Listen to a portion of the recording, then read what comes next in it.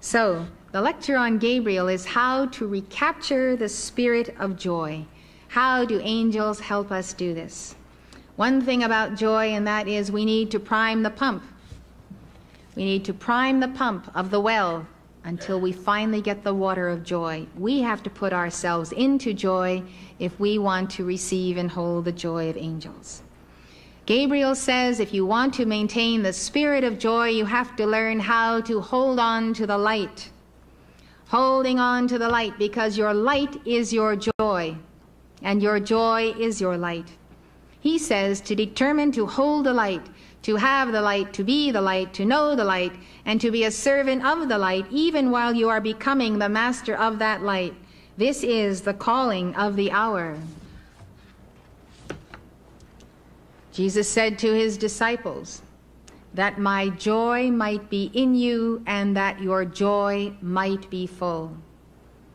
Jesus was in the hour of preparing for his crucifixion, and yet he spoke of the joy in his heart, in his sacred heart, the fiery heart that God has given to all of us. We need to bank the fires of the heart with joy. We need to get rid of hardness of heart, criticism, condemnation, judgment, gossip regarding one another. We need to keep our thoughts high, and when we see someone coming toward us, not tear them apart, but see them in their inner, real, true self. See the light around them, the Christ presence, their angels. Reinforce that and greet them with the same joy that Jesus has. It takes effort. You can't just paste it on. You can't go through this or that formula or this or that success course. You are not robots to God. You are free will, conscious beings who have the potential to realize God and have the free will not to. You can be a sad sack and nobody can do a thing about it, not even an angel who will dance and do cartwheels in front of you all day. If you make up your mind that you're going to be grumpy and in a grumpy mood, that's your free will, and the angels will not interfere. So you need to protect the light in the base of the spine chakra, in and all of your chakras. That is Archangel Gabriel's caution. He says the life force of the base chakra is intended to be raised to the crown and the third eye by meditation on the I Am Presence. When you give devotions to your I Am Presence, you magnetize that energy, and it ascends from the base chakra to the crown chakra. It really should be ascending and descending, available to you in each and every chakra for whatever uses you would like to put it. In the East, this light or life force, as you know, is called the Kundalini. It's the mother light. It's the mother lode. As this life force passes up through the channel connecting your chakras, it nourishes each chakra with the purity of the mother light. When the life force is perverted or abused, it contaminates all the other chakras. If the life force is spent entirely, there's nothing left that can rise and activate the other chakras.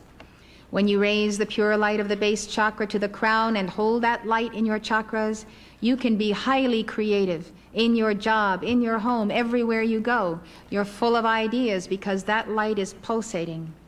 Those who can serve the mother light are the most creative individuals in every field. They're also the most joyous. Joy in the heart is the fire of creativity. People who have no joy often have no light. They may spend it in gossip and putting down others. It's possible to misuse the light in any of the 7 chakras. Gabriel and his angels help you to recapture the spirit of joy, even as they help you to recapture and keep the light.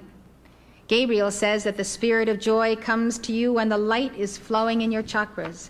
When you protect that light and do not allow it to be violated, you have the energy, the strength, the chi, the key in your being. When you are strong because God's light is in you, you can work the works of God. Gabriel says that the flow of light in your chakras from the base to the crown was designed by God to keep you in a state of sheer ecstasy and joy and perfect health. That is the nourishing light that nourishes all of your organs. Without that light in flow, he says, degeneration, decay, disease, and death set in. I'm going to give you one of the most fantastic calls I have ever seen. just to call forth the light. Close your eyes and formulate a very concise prayer as to where you wish this light directed that you are now calling forth.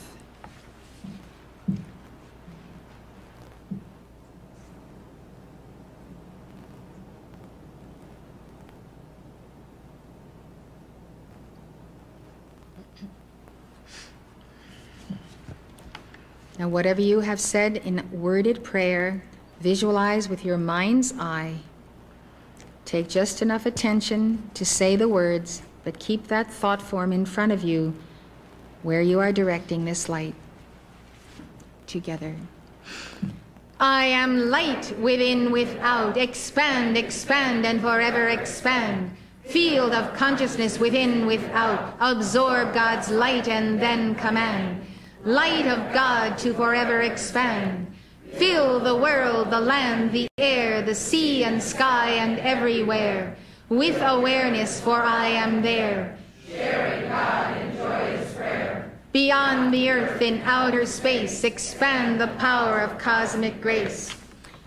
Our God is there and everywhere, and where I am, O thou art too. To increase awareness of thy truth and show me in my I am I the holy beauty of the sky.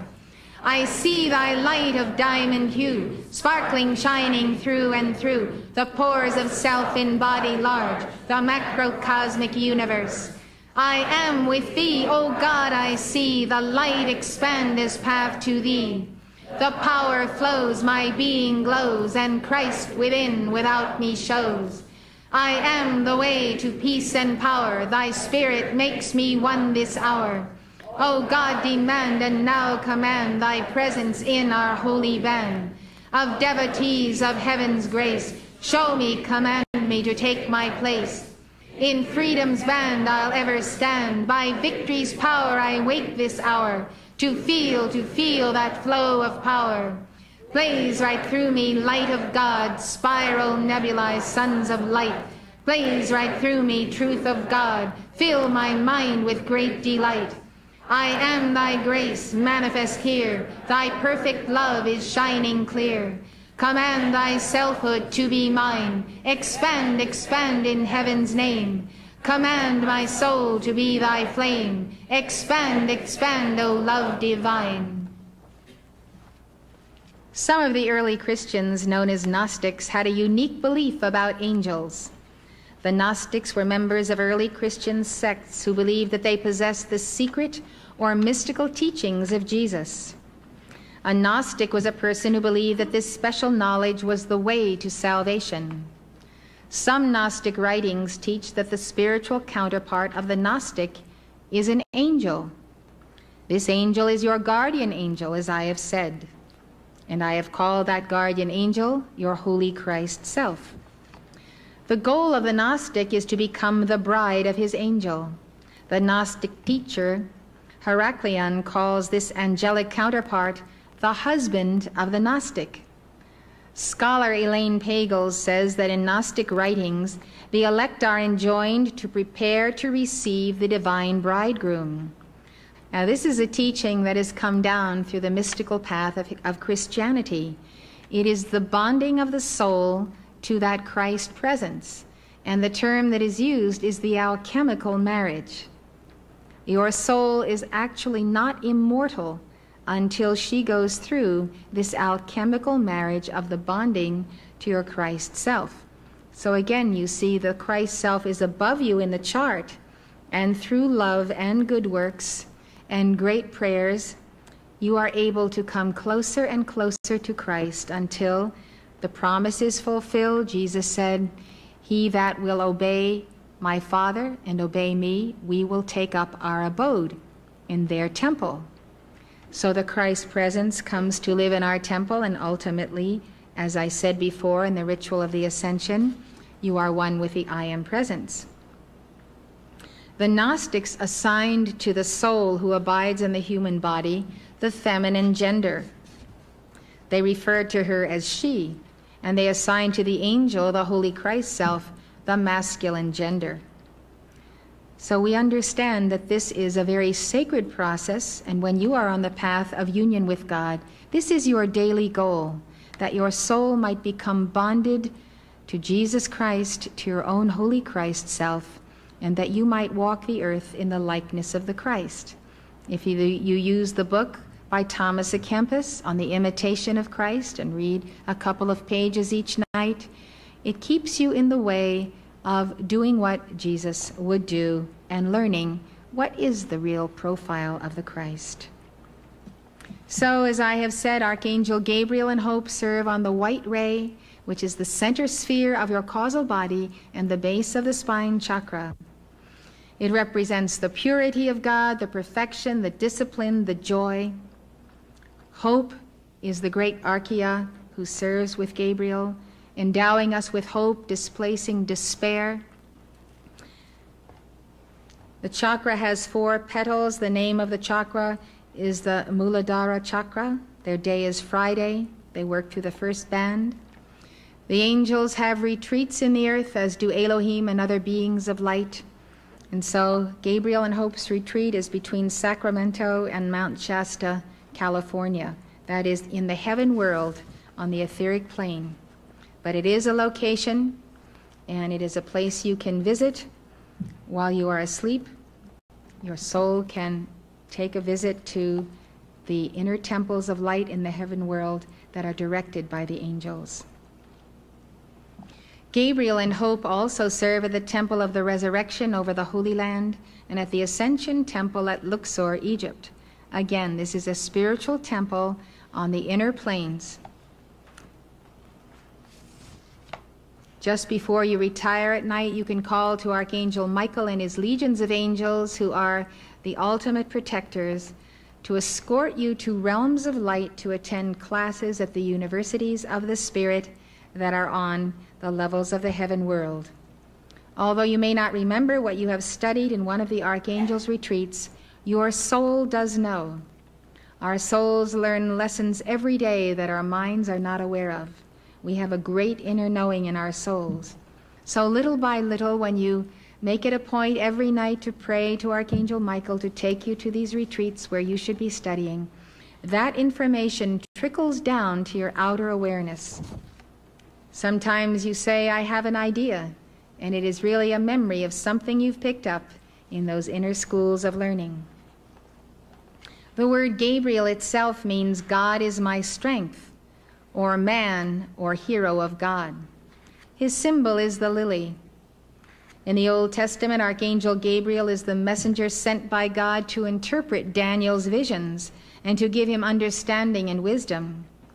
Jewish tradition says Gabriel gave Joseph, son of Jacob, and Moses instruction to prepare them for leadership. In rabbinic writings, Gabriel is the Prince of Justice. In one system of the Kabbalah, which is a system of Jewish mysticism, Gabriel embodies the ninth sphira on the tree of life, Yesod. There are 10 sphirot on the tree of life. They are aspects of God's being, degrees of divine manifestation. Yesod is the foundation and represents the procreative life force of the universe. Muslims call Gabriel the spirit of truth. In Islamic tradition, he is described as the angel of revelation, who repeatedly came to instruct the prophets. Muslims believe that Gabriel was the angel who dictated the Quran to Muhammad. In Christian tradition, Gabriel is the angel of the Annunciation and of the Incarnation. He sponsors the incarnation of the Christ and the Buddha in each of us. Gabriel announced to Zacharias that John the Baptist would be born to his wife, Elizabeth. Gabriel announced to Mary that she would bear the Christ child Jesus, and told Joseph that Mary was with child. Archangel Gabriel teaches an exercise for holding the light of joy and sealing your chakras. This is something you can do with me now. Place your left hand over your heart, basically in the center of your chest, because we're dealing not only with the heart, but the heart chakra. Then on top of the left hand, we put our right hand. Now in that position, visualize yourself drawing out of your heart with your right hand a white disc. So see a fiery white disc about the size of a saucer at the place of the center of the chest cavity, which includes your heart. Gabriel calls this white disc an electrode of energy. Keep your hands there. Center your love in your heart. Feel the fire of God intensifying in your heart. See it as white fire becoming pink, which is the color of the heart chakra, the color of love. Now, still holding your left hand on your heart, don't move your left hand, but place your right hand 1 to 2 inches above your crown chakra. With your left hand, you are drawing energy from your heart, and with your right hand, you are placing this energy over the crown chakra.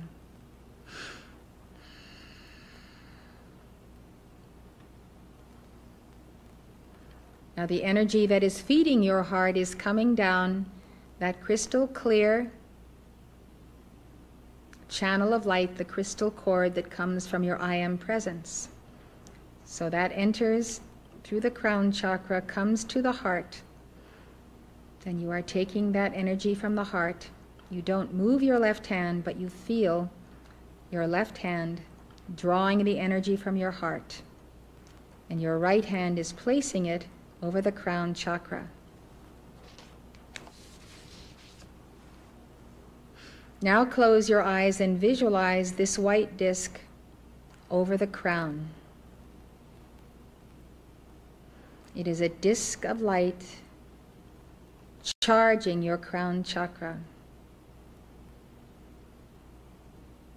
You can move your hand in a slight rotating motion clockwise right above the crown chakra. Visualize the white disc over the crown. It is intense white fire, as brilliant as the sun shining on new fallen snow. It's a blinding white light of tremendous energy. It's charging your crown chakra. As I am doing this, I am feeling my crown chakra tingling from the light.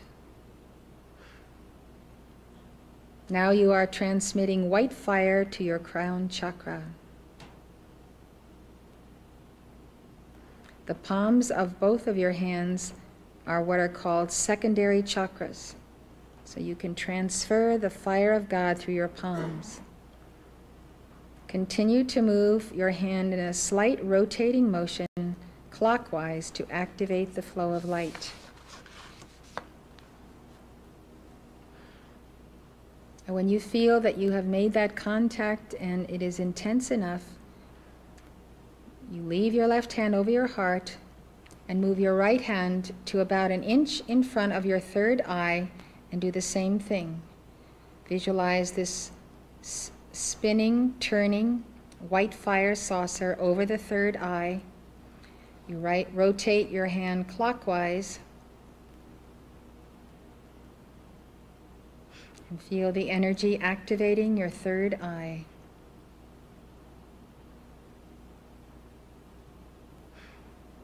Some of you will feel a tingling in the third eye and throughout the entire head. Be in a receptive mode to this light. Receive the light. Open your heart to the light, your crown, your third eye.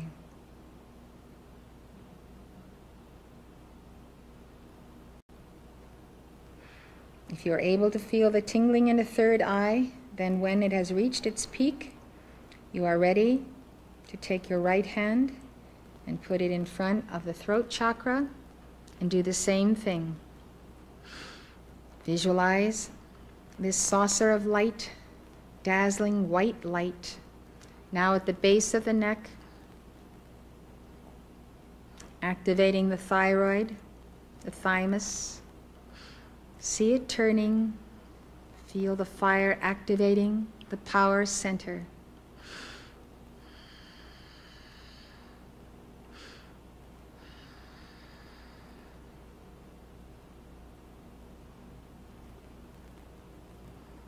You feel the tingling moving down from the crown through the third eye, through the inner ear, down the neck, and you feel it now at the base of the neck.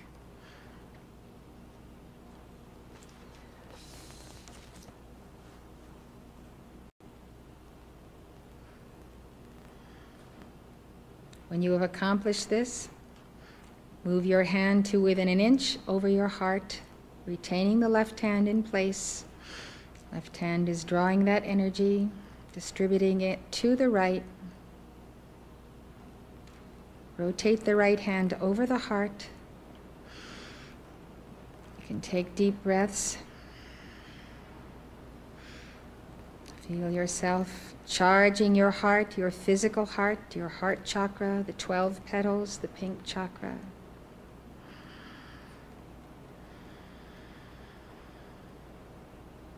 This is a guarding action, a sealing action, an invigorating action.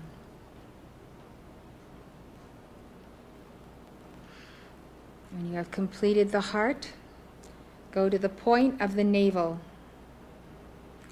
Feel the light going in and establishing absolute peace as you rotate your right hand over the navel area. Let go all that is not at peace in your world, in your life, disagreements, friction, unresolved problems. Let the fire consume them and accept the gift of cosmic Christ peace at the level of your solar plexus.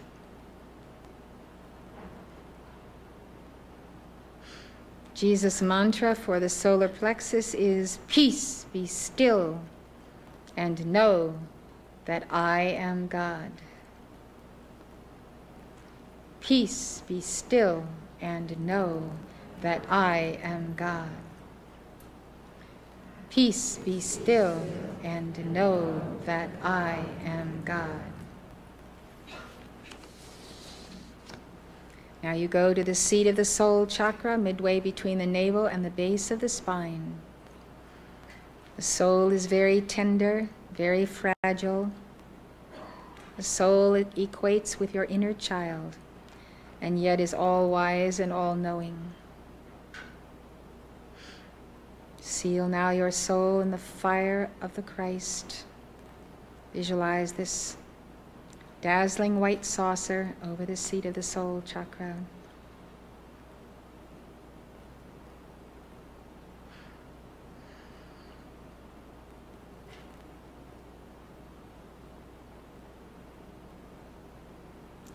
Reassure your soul.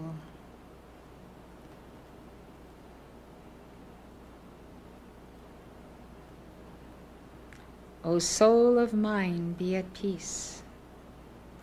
O soul of mine, be at peace. O soul of mine, be at peace. Now go to the base of the spine. Again, rotate and seal the base of the spine chakra, the 4 petals, the white fire, the mother light.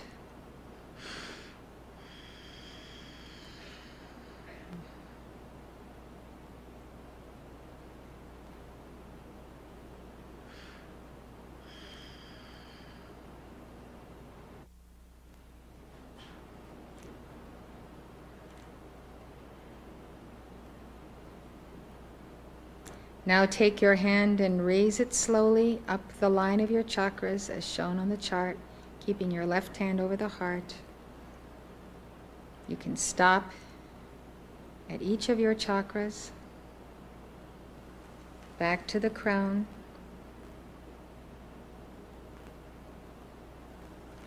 You can do it slowly and do it several times, beginning at the base. Seal and raise the light. Consciously will it to rise.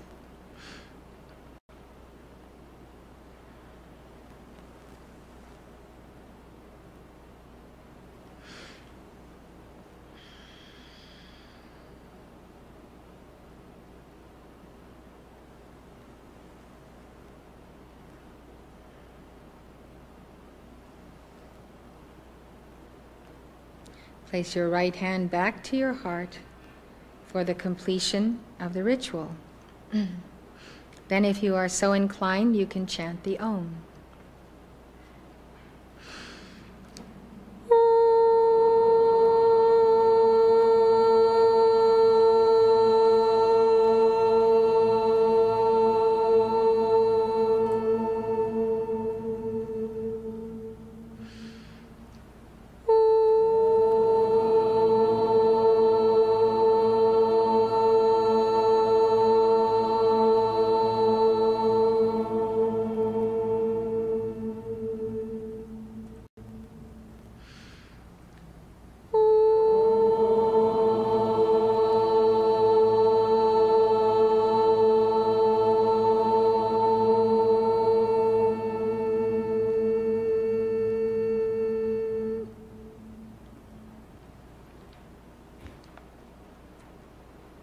This is an exercise you can do upon awakening. Before you even get out of bed in the morning, you can do this entire exercise. We all know the feeling of being in a state of great happiness, and then along comes someone who's in a blue funk or a black cloud. They have nothing positive to say about anything or anyone. And all of a sudden, your little smile turns down and you feel kind of glum. Archangel Gabriel says that that's when you need to invoke your tube of light, call for the violet flame, and seal your chakras with this exercise. He says this is something you can do several times a day, especially when you feel drained after being in a crowd. One theme that Gabriel often sounds is, God needs you. There's a partnership to be had with the archangels of God working together shoulder to shoulder for the victory. Only when you call upon the archangels can they enter your world and rescue life. For the law of free will remains the keynote of the path of initiation. Unless we exercise our God-given free will to call to the archangels, they may not enter your life and help you solve your problems. Remember this. God in the heart of an archangel or an angel needs your specific command, your certain word, in order to take action in your behalf. If you can't think of anything else to say to an angel, just say, Archangel Michael, help me, help me, help me. Just send out an SOS if you're in trouble and you need help right now. This statement notwithstanding, many of you have experienced the intercession of angels in your life. That is, they've come to you without your actually calling to them or saying a prayer. But there's a reason for this. It's come to you because you have an ongoing relationship with God and his angels from this and past lives, even though outwardly you may not even be aware of it. Your soul has an ongoing relationship with God and the angels. Or perhaps from the level of the subconscious mind, your soul is crying out to God, imploring his assistance, irrespective of what your outer mind is doing. Then there's the prayer of the heart that may not even be articulated in words or consciously formulated, that reaches the throne of grace and receives an immediate response directly from the heart of God. Even the prayer of desire, the all-consuming desire to liberate loved ones from the bondage of pain and suffering, is answered by God's angelic ministrants. You may not be conscious that your soul is and has been for a long time engaged in interior prayer. Rest assured that God always answers the prayer of the heart. In addition, he answers by way of sending his ministering angels to be your guides, guardians, and friends. You're watching Elizabeth Clare Prophet, world-renowned author and founder of Summit University. Summit University is located at the beautiful Royal Teton Ranch in Park County, Montana, just north of Yellowstone National Park. If you'd like more information, call 1-800-245-5445. That's 1-800-245-5445.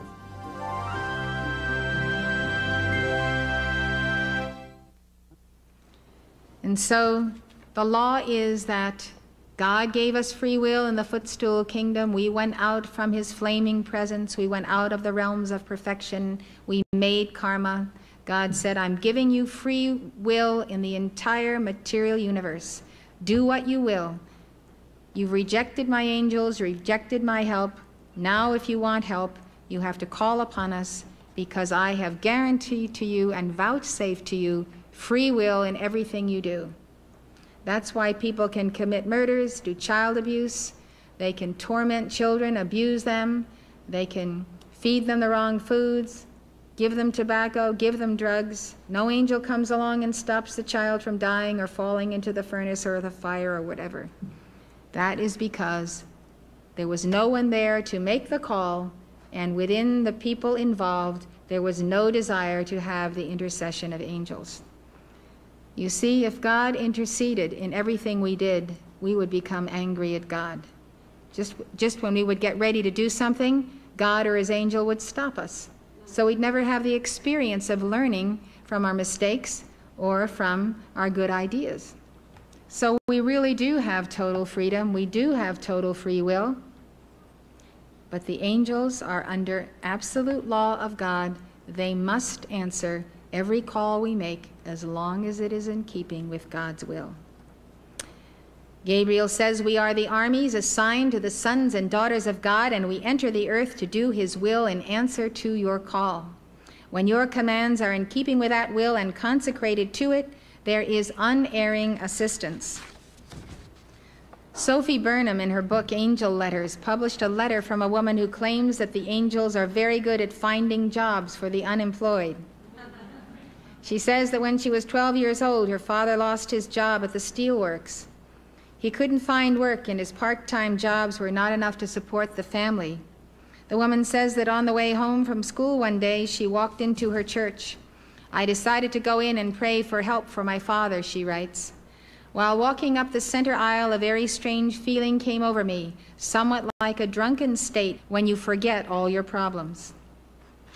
I prayed, and I knew that my prayer would be answered. I walked home without a care in the world, and when my mother told me that my father had found work that very day, I decided to keep my experience a secret. She says she felt that the angels had given her father that job. 40 years later, she had a similar experience. She writes, my son Dean had called me during the day to ask me to send some resumes to prospective employers. He had been driving 18-wheelers for a national company and had started to hate his job. He missed home and his girlfriend and wanted to find a local place to work, a difficult task because unemployment is high in our area. After posting 2 letters he wanted to send, I could not find the 3rd address. I had opened the yellow pages for help and found that it had opened to a page of building suppliers. Suddenly that feeling of 40 years earlier warmed up inside me. The name of one local supplier stood out. I felt so confident that this company would hire my son that I wrote a letter in his name asking for a job. I prayed in church on Sunday that a job would open up for him. On Monday morning, the phone rang and Dean was asked to come in for an interview, and the next day he had the job. The day the letter had arrived, an employee had quit his job and they needed help immediately. Perhaps the angels have an employment office. Here's a very graphic example of how the angels responded to the prayer of a distressed mother.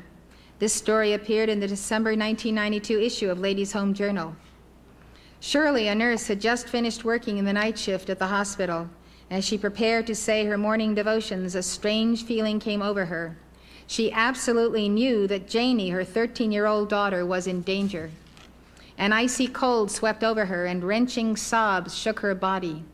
Meanwhile, more than 1,500 miles away, Janie, on vacation in Arizona, had wandered away from her brother and sister-in-law, fascinated by her first view of the painted desert. She stepped over the low guardrail to get a better look and lost her footing. Tumbling down the sloping canyon walls, Janie frantically tried to grab onto something. She began sliding faster and faster, swept towards certain death. Back in Michigan, Shirley, in desperation, called on the angels to save her daughter. Aloud, she read Psalm 91, "For he shall give his angels charge over you to keep you in all your ways. They shall bear you up in their hands, lest you dash your foot against a stone." As the family later reconstructed the scene, it was at the exact moment when Shirley finished her prayers that Janie miraculously slid to a stop 50 yards from where she had fallen. It was as if an invisible hand had reached across her path and caught her. With no help in sight, the dazed girl slowly inched her way back up by sitting down and pushing herself backward. As Janie reached the top, Shirley felt overwhelmed by a great sense of peace. She knew her daughter was safe now. Archangel Gabriel urges us to engage in perpetual prayer. The Apostle Paul advised the Thessalonians, pray without ceasing. What is perpetual prayer? Gabriel says perpetual prayer is the prayer of the heart that does always pray even while you go about your business and deal with all those things that are required of your karma. You can give very short little sentences that are prayers. You can feel the love of God welling up in your heart, such a great love of God that you want to call to his angels to bring that love to all who need comfort and who are mourning. Archangel Gabriel often reminds us that God has sent the 7 archangels for the rescue of the people of light on earth.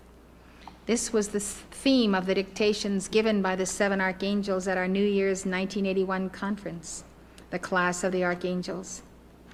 We have an 8-cassette tape album of all of those dictations, and they are also bound in a 1981 volume of Pearls.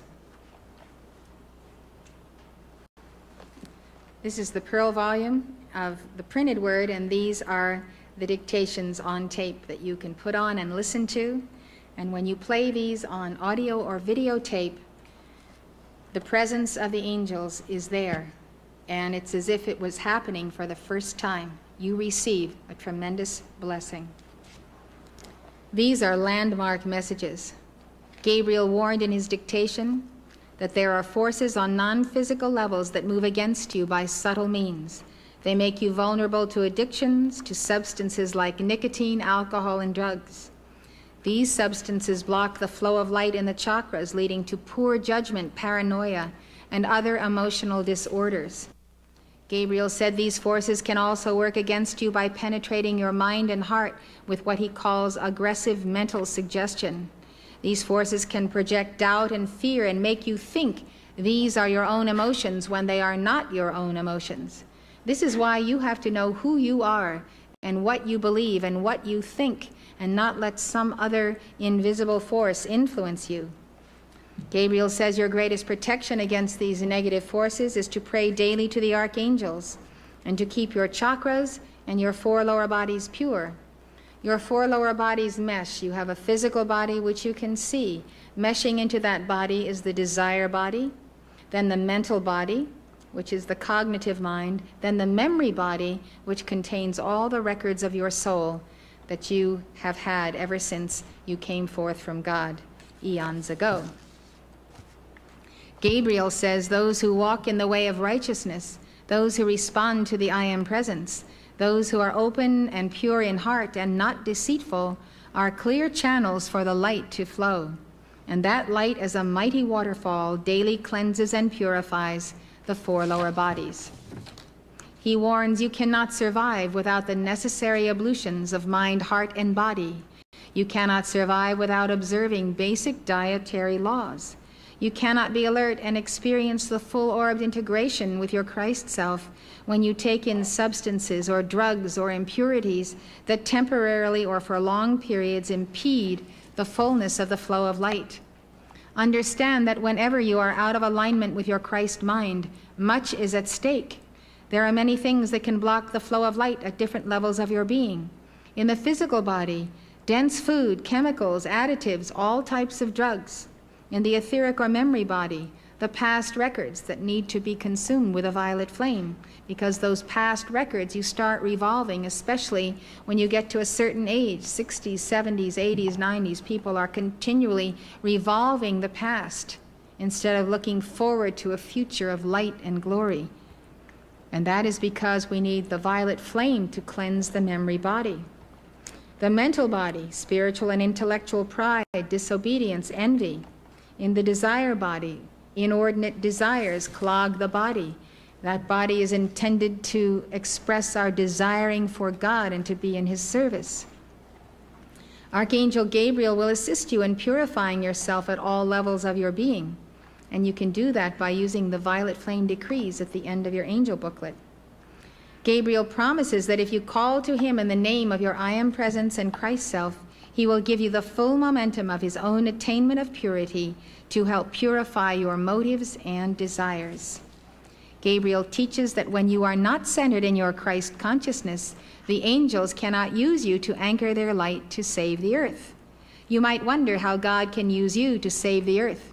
Well, Gabriel explains this. He says, we survey the earth as we look to avert natural disaster, loss of life, physical epidemic, weather manipulation, dangerous nuclear fallout and radiation entering into the cells of the body. We take a reading within mere seconds. By the computer of the mind of God, we seek out and we find those who are at a certain level of Christ consciousness, and instantaneously we direct the flow of light through them to avert cataclysm. A ray of God, as a scanning ray, is able to pinpoint on the planet who is able to receive that light that will save lives. When you are in the right state of mind, the angels will fill you with light so you hold the balance for your home and your city by the very light that is in you. All those who measure at that degree of light in that moment then become instruments. So when you take a day off from doing your decrees, or keeping yourself in right mindfulness, when you decide you're going to go on a binge or do this or do that and kind of, just take a day off from your spiritual responsibilities, that could be the very day when God would like to use you to fill you with light, fill you with his light on behalf of others. The angels will make of your body an electrode of light.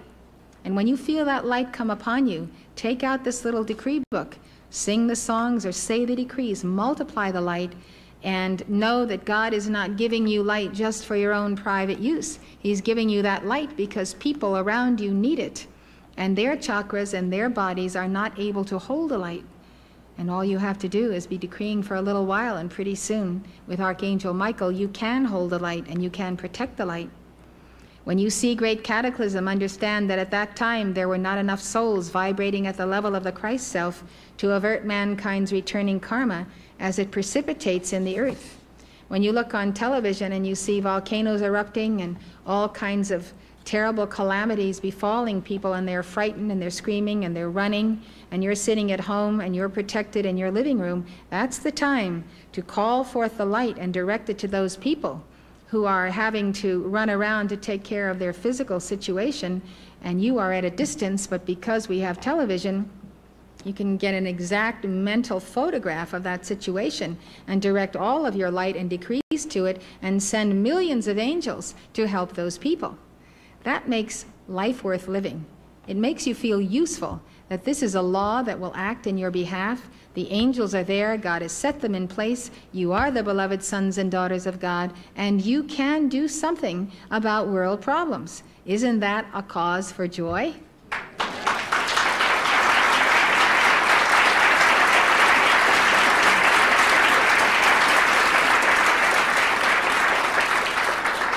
Archangel Gabriel calls himself the joyous archangel. He says in no uncertain terms that there is a war to be won for the saving of your souls, a war that you yourself must wage.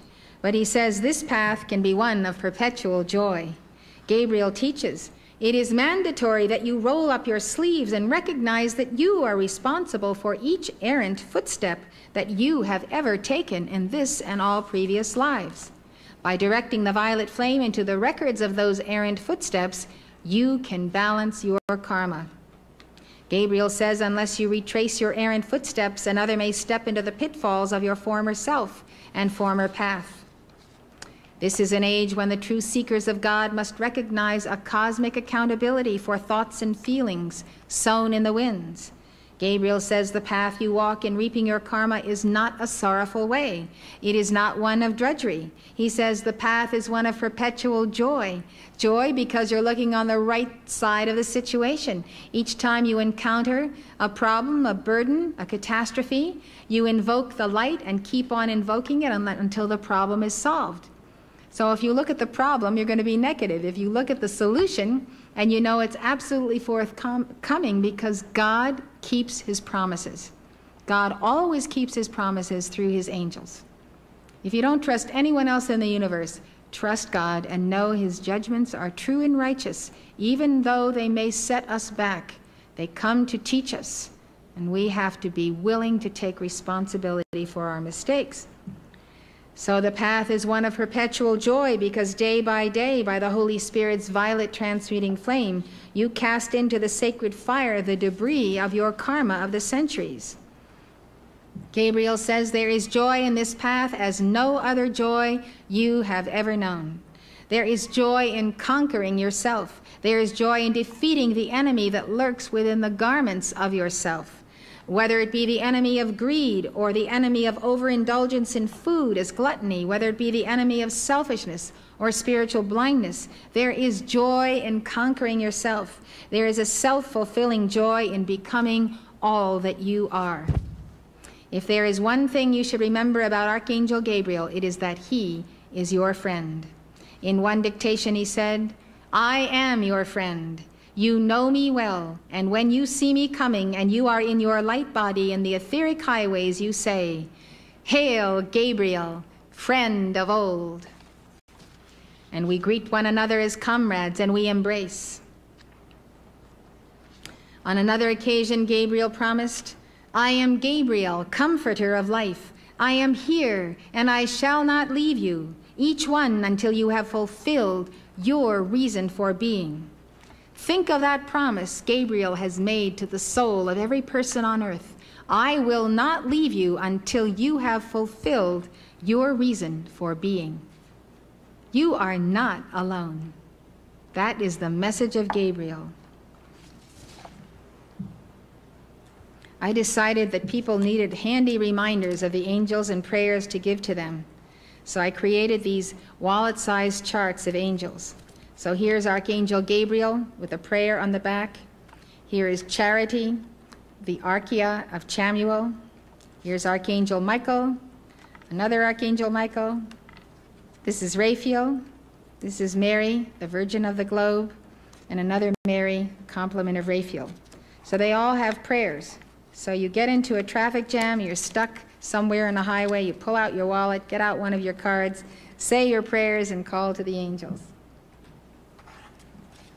Archangel Gabriel dictated to me the book, Mysteries of the Holy Grail. It explains 18 mysteries of God as Archangel Gabriel taught them to me. It includes chapters on the mysteries of Christ, the sacred Eucharist, the Incarnation, Armageddon, and consciousness. I would like to tell you a story in the Mysteries of the Holy Grail that has to do with a request I once made of Archangel Gabriel. I received a call from a mother whose son of about 7 or 8 had been shot at close range with a .30-06 rifle by the neighborhood bully.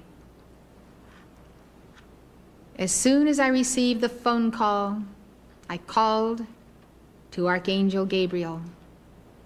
I made such a deep, intense heart call to Gabriel.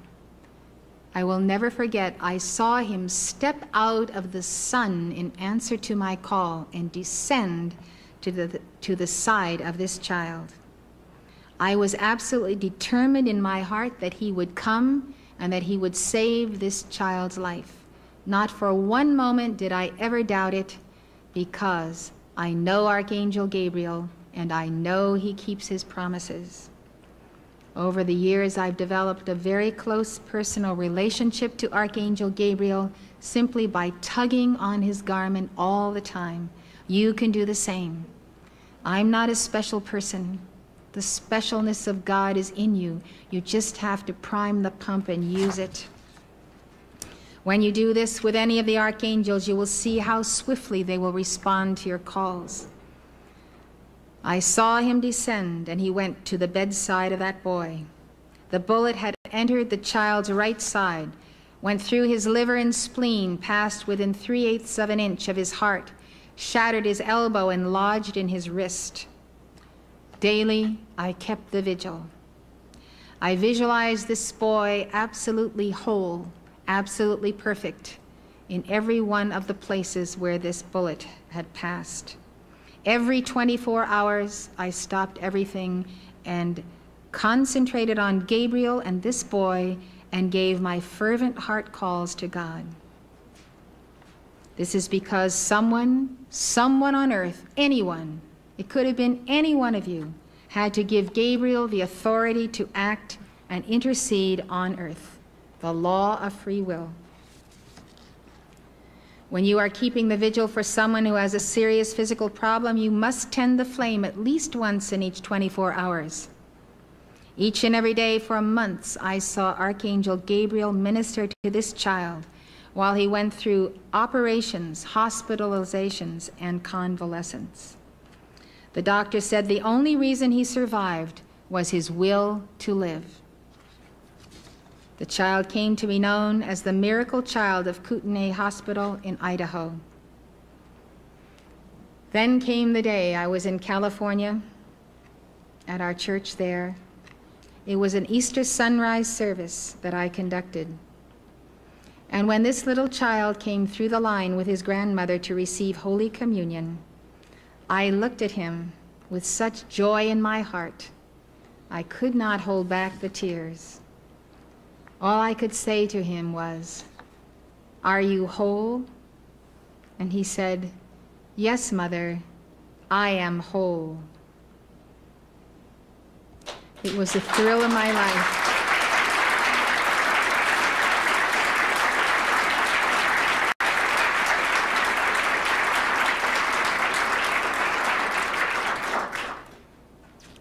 This incident reinforced for me the simple but profound message we often hear from Gabriel's divine complement, the Archeia Hope.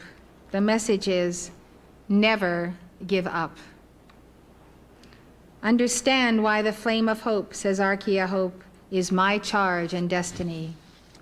To keep alive but a flicker of hope in the hearts of the children of the sun is to preserve the opening for the entree of the Lord Christ or any angel or cosmic being into the world of that one. Hope says that she and Gabriel and their angels work to expand a purity that is like steel. She says, can you imagine compressed light so fiery as to be stronger than the strongest wall, harder than the hardest hardness known? It is the concentration of light that does make the aura impervious to despair. Are you impervious to despair? All of us have to be. The world is despondent. People are in despair everywhere. They are depressed. Depression is a national illness. You cannot allow it to creep into your heart or your mind or your soul. You have to put on that tube of light, and the moment you tend to feel a little bit negative, a little bit down, a little bit hopeless, you have to fight and call to the angels to bind those demons of despair and not let them in your house, not let them near your children, not let them destroy your beautiful marriage or your extended family or your community or your neighborhood. Despair is a despicable vibration, and it knocks on everyone's door, and we need to be careful, because if we let our children eat too much sugar, then they start getting depressed just from sugar and then from all that caffeine in their soft drinks that they take in and all the unbalanced diets that they eat. Depression can be from biochemistry, and it can be from the astral plane. Archeia Hope says you must beware of false and misplaced hope, hope that you place in individuals who do not have a tie to God and only bring disillusionment. We trust in God, we hope in Him, and we commend all people to Him. But let's not put our trust and faith in mortals, because that's idolatry. Let's remember that our hope is in God, and He will not fail us. The Archeia Hope teaches it is important to hope in the realm of the possible, for if you continually hope for that which cannot be, because it violates God's law or is not practical or probable, you will soon be lost in daydreams and fantasies where nothing comes to pass. Thus, the secret of hoping and rejoicing in hope is to hope for those things which you know can, should, must, shall, and are now presently possible for you.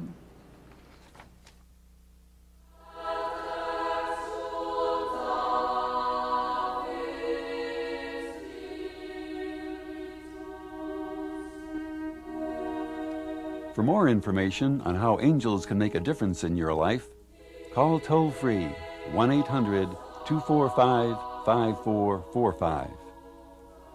The preceding program was presented by Summit University, Box 5000, Livingston, Montana, 59047 5000. If you'd like to know more, call this number or write this address.